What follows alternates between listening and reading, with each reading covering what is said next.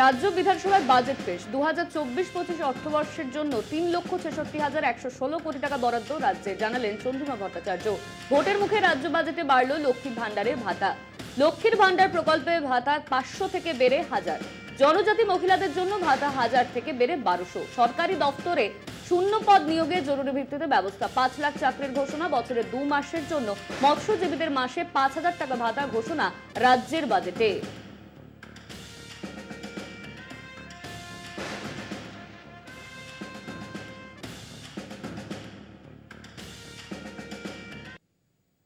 আমাদের মা বোনেরা, হিন্দু বলুন, মুসলমান বলুন, শিখ বলুন, খ্রিস্টান বলুন, ওবিসি বলুন, প্রত্যেকেরাই যারা 500 টাকা পেতেন, 1 এপ্রিল থেকে তাদের 500 টাকা বেড়ে যাচ্ছে।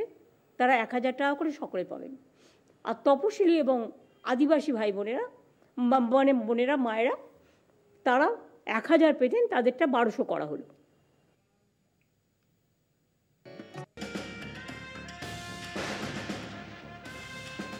লোকসভা ভোটের আগে রাজ্য বাজেটে কল্পতরু সরকার। বৃহস্পতিবারের রাজ্য বাজেটে একগুচ্ছ জনমোহিনী ঘোষণা মমতা বন্দ্যোপাধ্যায়ের সরকারের। সমুদ্র উপকূলের মৎস্যজীবীদের জন্য দরাজ রাজ্য সরকার। যে 2 মাস সমুদ্রে মাছ ধরতে যেতে পারেন না মৎস্যজীবীরা, সেই 2 মাস তাদের জন্য 5000 টাকা করে আর্থিক সাহায্য করবে সরকার। রাজ্য সরকারের সমুদ্র সাথী প্রকল্পে উপকৃত হবেন প্রায় 2 লক্ষ মৎস্যজীবী। এই খাতে সরকারের ব্যয় হবে 200 কোটি টাকা।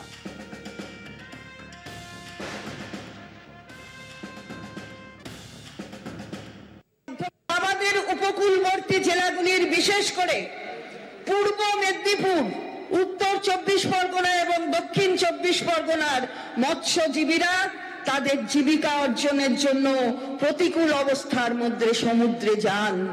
যেহেতু এপ্রিলের মাঝামাঝি থেকে জুন মাসের মাঝামাঝি পর্যন্ত এই 2 মাস মাছ ধরার ক্ষেত্রে নিষেধ থাকে, এই মৎস্যজীবীদের জীবিকা অর্জনে সমস্যা হয়ে থাকে। আমি আনন্দের সঙ্গে জানাচ্ছি যে এই 2 মাসে এইসব মৎস্যজীবীদের জীবিকার সহায়তার জন্য সমুদ্র সাথী নামে একটি নতুন প্রকল্প চালু করা হলো। এর মাধ্যমে এই 3টি জেলার প্রতিটি নথিভুক্ত মৎস্যজীবী প্রতি বছর এই 2 মাস প্রতি মাসে 5000 টাকা করে পাবে।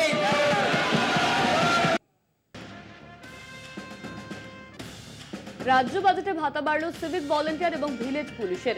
চাকরির কথা ঘোষণা করল রাজ্য সরকার। 1 এপ্রিল থেকে কার্যকরী হবে নতুন ভাতার কাঠামো। এবার থেকে রাজ্য পুলিশে 20% চাকরি সংরক্ষিত থাকবে সিভিক ভলেন্টিয়ারদের জন্য। এতদিন 10% চাকরি সংরক্ষিত থাকতো রাজ্য পুলিশে। যদি নতুন করে 1000 জনকে নিয়োগ করা হয়, তবে সিভিক পুলিশ এবং ভিলেজ পুলিশ থেকে 200 জন চাকরি পাবেন। এবার থেকে তা বাড়িয়ে 5 লক্ষ টাকা করা হলো। এই খাতে অতিরিক্ত 100 কোটি টাকা বরাদ্দ করেছে সরকার। যে এদের মাসিক পারিশ্রমিক আরো 1000 টাকা বৃদ্ধি করা হবে। রাজ্য পুলিশে এদের যুক্ত হওয়ার কোটাও 10% থেকে বাড়িয়ে 20% করার প্রস্তাব করছি। আমি এই খাতে 180 কোটি টাকা বরাদ্দ করার প্রস্তাব করছি। রাজ্য সরকারি কর্মচারীদের আরও 4% হারে মহার্ঘ ভাতা বৃদ্ধি। বৃহস্পতিবারের বিধানসভা বাজেটে অধিবেশনে ঘোষণা করলেন অর্থ দপ্তরের রাষ্ট্রমন্ত্রী চন্দ্রিমা ভট্টাচার্য। আগে রাজ্য সরকারের কর্মীরা 10% হারে ডিএ পেতেন। এবার 4% ডিএ বৃদ্ধির ফলে তা দাঁড়ালো 14%। বৃহস্পতিবারের ঘোষণার পর রাজ্য সরকারি কর্মচারীদের ডিএ বেড়ে হলো 14%।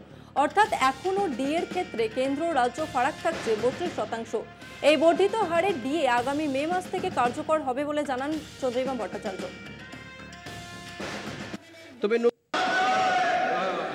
স্যার, আমরা জানুয়ারি মাসে 4% ডিএ দিয়েছি, যার জন্য রাজ্য সরকারের কর্মচারী, শিক্ষক, পেনশনার ইত্যাদিরা 10% ডিএ পাচ্ছেন।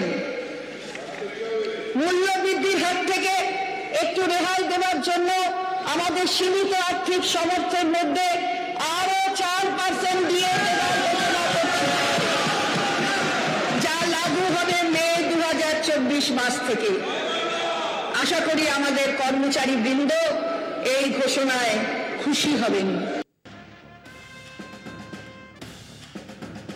রাজ্য বাজেটে কল্পতরু সরকার, ভোটের আগের একের পর এক জনমুখিনী ঘোষণা। দক্ষিণ 24 পরগনার গঙ্গাসাগরের উন্নয়ন কল্পে তৈরি হবে মুড়িগঙ্গা ব্রিজ। রাজ্য বাজেটে ঘোষণা অর্থমন্ত্রী চন্দ্রিমা ভট্টাচার্যের। দক্ষিণ 24 পরগনার মুড়িগঙ্গা নদীর ওপর লট 8 এবং সাগর দ্বীপের কচুবেড়িয়ার মধ্যে একটি 3.1 কিলোমিটার দীর্ঘ সেতু স্থাপন হবে। এই সেতুটির নাম হবে গঙ্গাসাগর সেতু।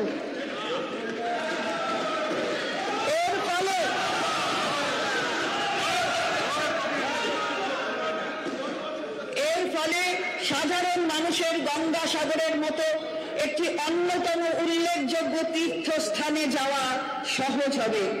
স্থানীয় মানুষদের আর্থ-সামাজিক উন্নয়ন এবং এলাকার পর্যটন বৃদ্ধির ক্ষেত্রেও এটি বিশেষ ভূমিকা নেবে। এই প্রকল্পটি আগামী 3 বছরে সম্পূর্ণ করা হবে, যার জন্য 1200 কোটি টাকা ব্যয় হবে।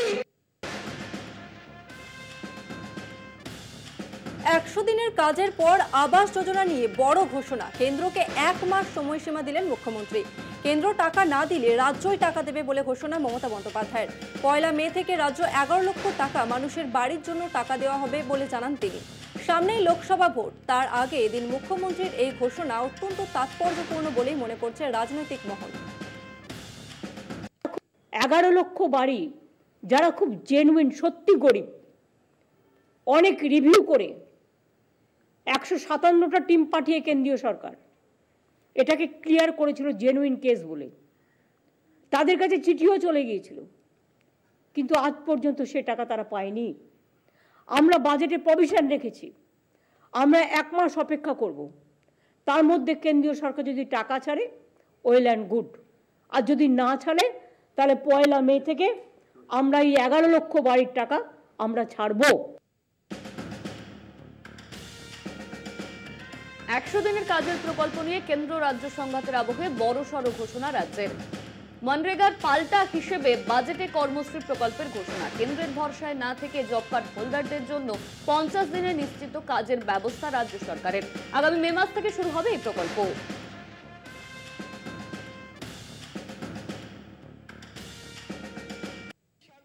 আমি আনন্দের সঙ্গে জানাচ্ছি যে এই সকল মানুষের পাশে দাঁড়ানোর অঙ্গীকারকে মান্যতা দিয়ে মাননীয় মুখ্যমন্ত্রীর নেতৃত্বে আমাদের সরকার নিজস্ব সংগতিতে কর্মশ্রী নামে একটি সুসংহত প্রকল্প চালু করেছে।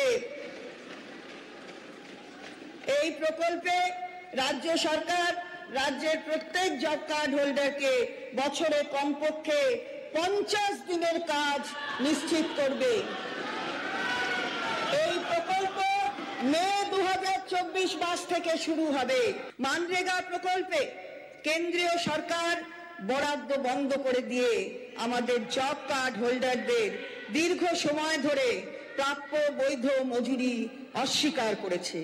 তাদের কঠোর পরিশ্রমের ক্ষতিপূরণ হিসেবে মাননীয় মুখ্যমন্ত্রী 21 লাখ জব কার্ড হোল্ডারদের এবছর 21শে ফেব্রুয়ারির মধ্যে মজুরি প্রদানের কথা ঘোষণা করেছেন। এই অর্থবর্ষে এই খাতে বাজেট বরাদ্দ থেকে 3700 কোটি টাকা খরচ করা হবে। বিতর্কের মাঝেই সংসদে দাঁড়িয়ে বিদায় বার্তা দেব ওরফে দীপক অধিকারীর। থাকি বা না থাকি, ঘাটাল হৃদয়ে থাকবে। সংসদের শেষ ভাষণে মন্তব্য, ঘাটালের বরাদ্দ টাকা মঞ্জুর করে কাজ শুরুর আবেদনও জানান। সোশ্যাল সাইটে পোস্ট করে মুখ্যমন্ত্রী মমতা বন্দ্যোপাধ্যায়কে ধন্যবাদও জানান আবেগতাড়িত দেব। পদে থাকি বা পদে না থাকি, এবারে মানুষে ভালো কাজ করার জন্য তার জন্য আমার মনে হয় না পদ লাগে, তার জন্য কোনো পোস্ট লাগে না, এমনিও কাজ করা যেতে পারে। বাট আগামী দিনে আমি রাজনীতি যদি আমি বলি 2024-এর লোকসভা নির্বাচন আমার মনে হয় পুরোপুরি দিদির উপরে নির্ভর। মমতা বন্দ্যোপাধ্যায়ের সঙ্গে কথা হয়েছে কি? কেন হবে না, কেন? আমার দলের নেত্রী, আমার সঙ্গে দিদির গত 10 বছর ধরে কথা হচ্ছে, নতুন করে কথা বলার কিছু নেই। না রেজিগনেশন দিয়েছো কোথায়? তোমরা কে কি বলছো কেন? রেজিগনেশন দেবো কেন?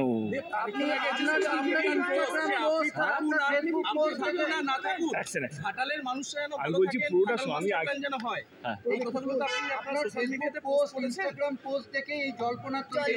আমি কি বলেছি few more hours to go. আজকে আমার সত্যি এই টার্মের লাস্ট ডে ছিল এবং আমি সত্যি জানি না কি 2024-এ কি হবে। আমি কি দাঁড়াবো না সেটা অ্যাকচুয়ালি প্রশ্নের একটা জায়গা আছে। ডেফিনেটলি আমার মাথা কিছু চলছে, আমি মিথ্যে কথা বলবো না, অস্বীকারও করবো না, কোনো জল্পনাও দেবো না কি আমার মাথা চলছে কি এবারে আমি হয়তো নাও দাঁড়াতে পারি। রাজ্য বাজেটের কড়া সমালোচনায় বিরোধী দলনেতা শুভেন্দু অধিকারী। তিনি বলেন এটি একটি গিমিকের বাজেট, রাজ্য বাজেটকে দিশাহীন বাজেট বলে কটাক্ষ করেন তিনি। একই সঙ্গে বিরোধী দলনেতা জানান এই বাজেটে সংখ্যালঘু সম্প্রদায় থেকে শুরু করে পিছিয়ে পড়া আদিবাসী জনজাতি পাহাড়ের বিভিন্ন জনজাতির জন্য কোনো বরাদ্দ রাখা হয়নি, সাধারণ ও নিম্ন মধ্যবিত্তদের জন্য কোনো কিছুই করা হয়নি বাজেটে।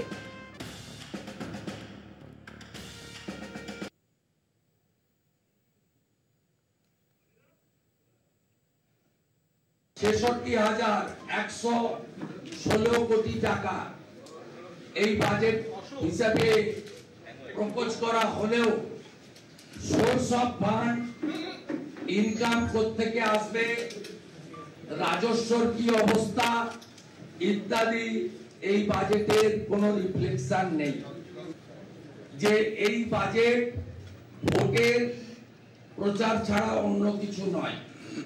এই বাজেটে পশ্চিমবঙ্গে কর্মসংস্থান, শূন্য পদে নিয়োগ, শিল্প বাণিজ্যের পরিবেশ এবং রাজ্যকে এগিয়ে নিয়ে যাওয়ার কোন দিশা এই বাজেট দেখাতে পারে। এই বাজেটে অনেকগুলি জাগলারি রাখা হয়েছে আর কিছু অর্থ বিলানোর ব্যবস্থা করা হয়েছে।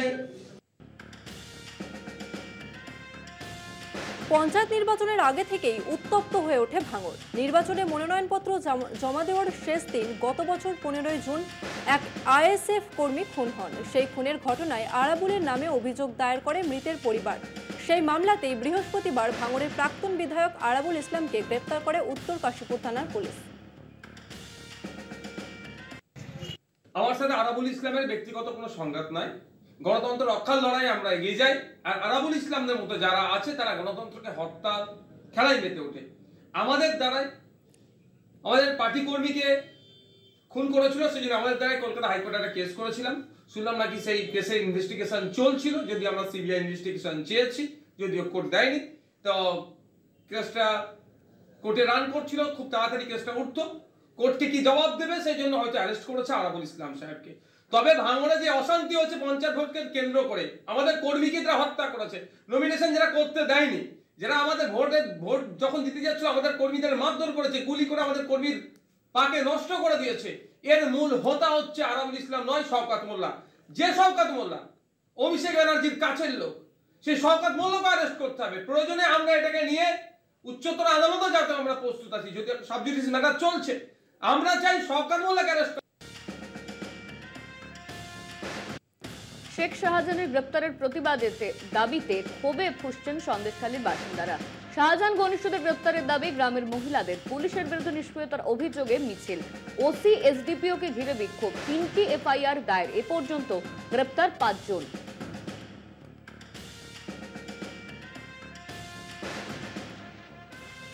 ষোলোই ফেব্রুয়ারি জরুরি বৈঠকের ডাক অভিষেক বন্দ্যোপাধ্যায়ের। ভার্চুয়ালি বৈঠক করবেন তৃণমূল সাংসদ।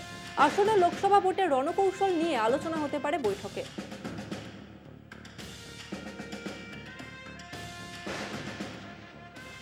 সারদার আরও একটি মামলায় কুণাল ঘোষকে সম্পূর্ণ নির্দোষ ঘোষণা করল এমপি এমএলএ স্পেশাল কোর্ট। দীর্ঘ শুনানি করেন আইনজীবী অয়ন চক্রবর্তী। রায়দানে কুণালকে যাবতীয় অভিযোগ মুক্ত বলে ঘোষণা বিচারক জয়গোপাল রায়। তার বিরুদ্ধে 409 ধারায় প্রযোজ্য নয় বলে রায় কোর্টের। পার্কস্ট্রিট থানার 2013 সালের এই মামলায় নিজের দোষ স্বীকার করেন সুদীপ্ত সেন। 406 ধারায় সর্বোচ্চ শাস্তি 3 বছর। সুদীপ্ত তার বেশি সময় বন্দী আছেন, তাই তার গিলটি পিটিশন গ্রহণ করেও মামলা থেকে মুক্ত বলে রায় দেন বিচারক।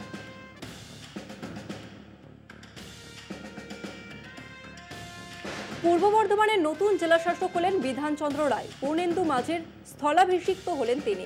তিনি এর আগে বীরভূমে জেলাশাসক ছিলেন। বৃহস্পতিবার সাংবাদিকদের মুখোমুখি হয়ে জেলাবাসীকে ধন্যবাদ জানান বিধানচন্দ্র রায়। আগামী কিছুদিনের মধ্যে কাজের মধ্য দিয়ে জেলাবাসীদের সঙ্গে তার পরিচিতি গড়ে উঠবে বলে দাবি করেন জেলাশাসক। পূর্ব বর্ধমানের আগে জেলাশাসক পূর্ণেন্দু মাঝি বীরভূমের জেলাশাসক হলেন।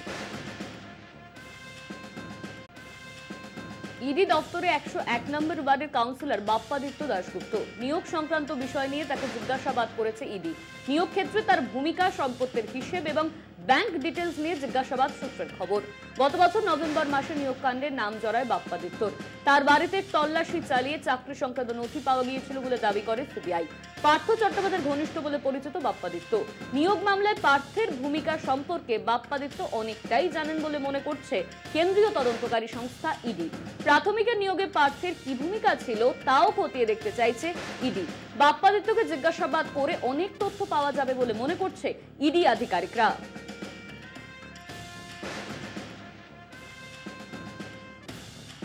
নরেন্দ্র মোদীর প্রস্তাবিত শ্বেতপত্র প্রকাশের আগেই বৃহস্পতিবার কৃষ্ণপত্র প্রকাশ করল কংগ্রেস। 10 বছরের অন্যায় শীর্ষক পুস্তিকায় মোদী জামানায় অর্থনৈতিক, সামাজিক ও রাজনৈতিক স্তরের নানা কর্মকাণ্ডকে বিঁধেছে কংগ্রেস।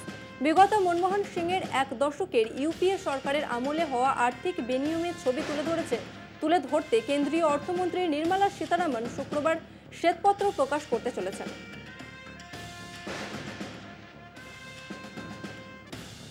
খার্গের নিশানায় মোদী সরকার। কৃষ্ণপত্র প্রকাশ নিয়ে কংগ্রেস সভাপতি মল্লিকার্জুন খার্গে বলেন, গত 10 বছরে এক এক করে অন্য দলের বিধায়কদের দখল নিয়েছে বিজেপি। 411 জন বিধায়ককে তাদের দখলে নিয়েছে। রাজ্যগুলিতে কংগ্রেস সরকারের পতন করেছে। তারা গণতন্ত্রকে শেষ করে দিয়েছেন তোপ খার্গের।